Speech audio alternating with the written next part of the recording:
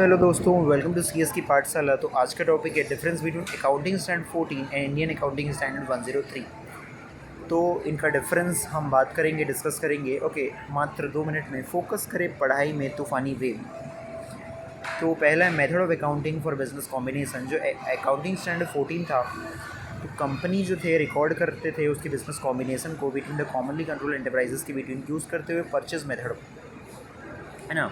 इसके कारण जो है टैक्स बेनिफिट जो था गुडविल अमोर्टाइजेशन का, वो अवेलेबल था वेल कंप्यूट करते समय बुक प्रॉफिट को फॉर्मेट पर्पज़ के लिए, है ना। अब जो इंडियन अकाउंटिंग स्टैंडर्ड 103 है, तो उसमें मैंडेटरी हो गया यूज़ करना पूलिंग ऑफ इंटरेस्ट मेथड को फॉर बिजनेस कॉम्बिनेशन के लिए, okay, between the commonly control enterprises.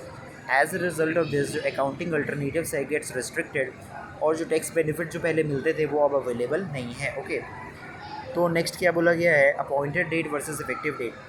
Court approved merger में क्या होता है, डीमर्जर में या फिर अदर रिस्ट्रक्चरिंग में अकाउंटिंग जो है किया जाता था फ्रॉम द अपॉइंटेड डेट से once the court order becomes applicable, जब से कोर्ट का ऑर्डर एप्लीकेबल हो गया। Okay, however with the implementation of Indian accounting standard 103 से जो बिजनेस कॉम्बिनेशन जो होते हैं, है ना, accounting for business combination should be done होगा on the date on which the acquirer obtain control, that is from the effective date. तो Indian accounting standard 103 से इफेक्टिव डेट से माना जाएगा कॉम्बिनेशन।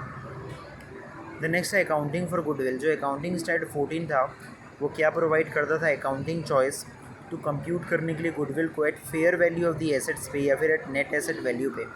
हाउएवर ये जो चॉइस है वो अवेलेबल नहीं है इंडियन अकाउंटिंग स्टैंडर्ड 103 के साथ, क्योंकि जो वैल्यू ऑफ गुडविल है उसको कंप्यूट किया जाता है यूज़ करते हुए fair value of the asset को टेकन ओवर।